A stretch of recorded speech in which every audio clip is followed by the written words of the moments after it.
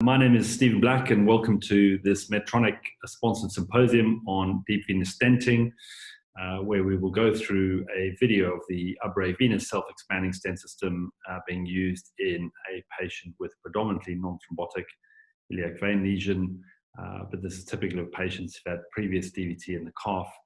And while we would not strictly call this PTS, there is some discussion around how to use the stent and what to look for in a patient.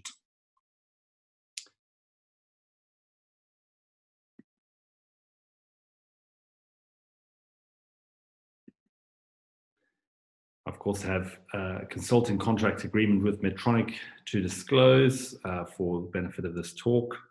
And we're going to take you through this video of the Abre deep venous stenting system. The Abre device is, of course, manufactured by Medtronic and has recently completed a FDA IDE study, which is currently being presented, but is also now due for publication in the near future. I'm a consultant vascular surgeon at Guy's and St Thomas's Hospital in London, and obviously received broad training in the London network. The Abre stent system has been specifically designed for the venous circulation and employs a number of features that should make it work in this difficult environment. It comes in a range of stents and diameters, which have all been designed specifically to be appropriate for venous interventions. The procedure that I'm describing here today is an intervention in a patient who had a non-thrombotic iliac vein outflow obstruction, did have a previous history of post-thrombotic syndrome of DVT in the calf, so to speak, but I would not call this patient purely PTS. Our setup is to do these patients in general anesthetic and theatre purely because I find that the predilation with balloons is painful. We set them up with stockings and floatrons on the legs in all procedures. I typically gain access for the majority of our venous interventions by puncturing the mid-thigh femoral vein, which you can see here easily visible on the ultrasound. We often square drape the thigh, so that means I can scan up and down the leg to enable access to be achieved at any point. This is much more relevant in post-thrombotic patients where inflow may be compromised. I use a micropuncture access kit, which helps to reduce the risk of inadvertent damage to the artery. And you can see this is gained by a standard Seldinger technique. Following access, my standard approach is to move to an 035 guide wire. Normally I use a straight, stiff Terumo wire, which enables us to position a wire in the venous system over which we can advance a bigger sheath. Typically, after moving to a 4 French sheath at the start of the procedure, once we have crossed the lesion, I will then introduce a 9 French sheath to allow us to both pass a stent and IVUS, and I tend to use IVUS for the majority of our interventions.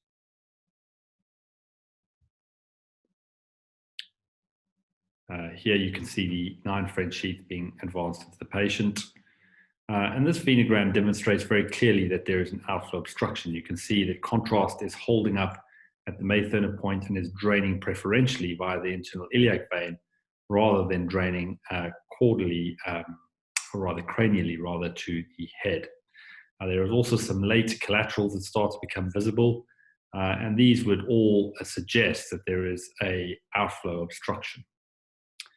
Once we've passed a catheter and a wire through the lesion, I typically change to a straight, stiff Amplatz wire in this case, which is an 035 wire, which enables us to pass the IVUS catheter over the top of the wire and position and deploy our stents and balloons and so forth.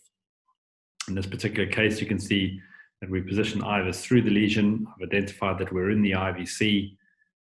And as we pull back on IVUS, we will come to the vessel crossing point, which we can confirm that there is indeed an outflow obstruction. You can see the IVC is large and moving freely. You can see the common iliac artery coming across the screen, some trabeculations in the common iliac vein, a significantly distended portion of common iliac vein. And as we come down into the external, we start to return to a normal sized vessel. It is very important not to size your stent based on that portion of the external iliac vein and internal iliac vein. So as we move back up, you can see the temptation is to look at this piece of the distal common iliac vein and use that to size a stent. If you do that, you will have a massively oversized stent, and this does lead to significant problems for the nitinol stents. It is a very different sizing method than is used in the wall stent experience. As you come down, you can see that the external iliac vein is largely normal. That means we've got very good inflow for this patient, and I've used a relatively normal section of external iliac vein to size the stent. On this basis, we've measured the minimum and maximum diameter of the normal segment, and I used the midpoint between these two. You can see we've got 11 and 17, so we take the midpoint between those two is 14, and then I'll oversize by 2, which means I'll choose a 16 stent. It is far more typical to be a 16 end in nivel patients than it is in post-thrombotic patients, where typically I'd use a 14. And then we're going to use IVUS to determine our markers. This patient is slightly rotated, but if you had them completely straight, you'd see that the vessel crossing point is typically just to the left of the spinous processes. And I'd recommend Jerry O'Sullivan's paper on landmarks for venous stenting, which is extremely helpful. Once we have determined the landing zone, I always pre-dilate the lesions in these patients, even in non-thrombotic iliac vein lesions. We want to make sure that any trabeculations or scar tissue are broken and that we are creating the best possible environment for the stent to fully expand. You can see here the balloon is expanding in this stent, and one of the tricks you can see is as the balloon reaches its proper diameter, the wire will move from the lateral wall of the balloon to be more centered in it, and this gives you a good idea that you've overcome any obstructive lesions in the balloon. You can see here as the pressure increases, the wire in that balloon was moving to the center. This here is the stent we've used, the 16150. For these nivel patients, I think it's really important to have a good long stent length in. There is clear evidence from the literature that stents that migrate are shorter stents, and I try and avoid where possible to place a stent of anything under 90 millimeters into the venous system. I find that a 150 stent often gets you nicely around the bend to that good portion of external iliac vein, which will give us a really strong position. There's some basic preparation for the Abre device, which is not atypical from any other system. And once the vessel and device have been prepped, we place the stent in situ, having located our landing mark, which, as you can see here, are the spinous processes. We measured this in IVUS. We've rotated the patient so they're properly AP. So I'd expect the stent to start deploying just to the left of the spinous processes, as you can see in this sequence of images. It is, of course, important to make sure that the device is fully in the sheath for the triaxial deployment system. And we can see here that the top end of the stent is well positioned, and the bottom end of the stent will be sitting nicely pointing up out of the pelvis in a good segment of external iliac vein. And there's very little chance that the stent can migrate. And we should have a very good transition between normal external iliac vein and the stent.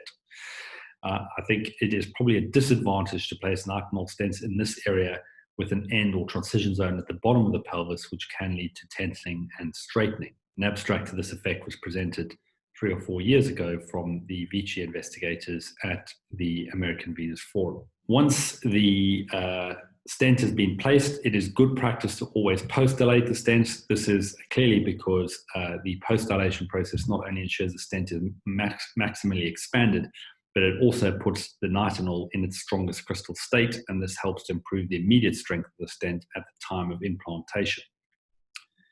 The balloon is dilated to the normal diameter of the stent, and typically I would use the same size balloon as the stent both before and after placement of the stent.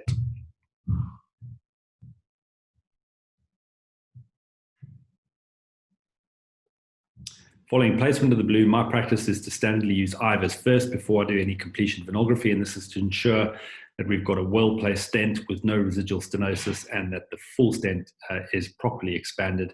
And I can deal with any of this before performing any further venograms to both reduce radiation and contrast use.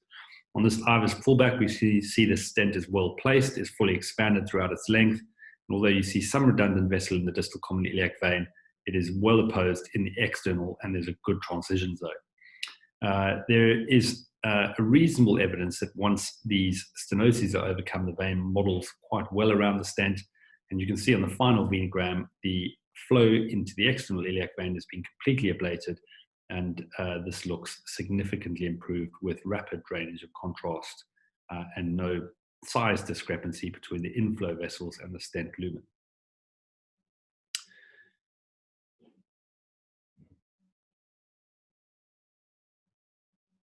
On completion of the procedure, in these standard procedures, I'd remove the guide wire and hemostatic sheath. And as you notice at the start of the procedure, we placed a stocking on the patient, which is a thigh-length compression stocking. And then it's straightforward to simply place a small compression dressing over the puncture site with the 9 French sheath, and then roll the stocking up the leg, which enables adequate compression to be obtained.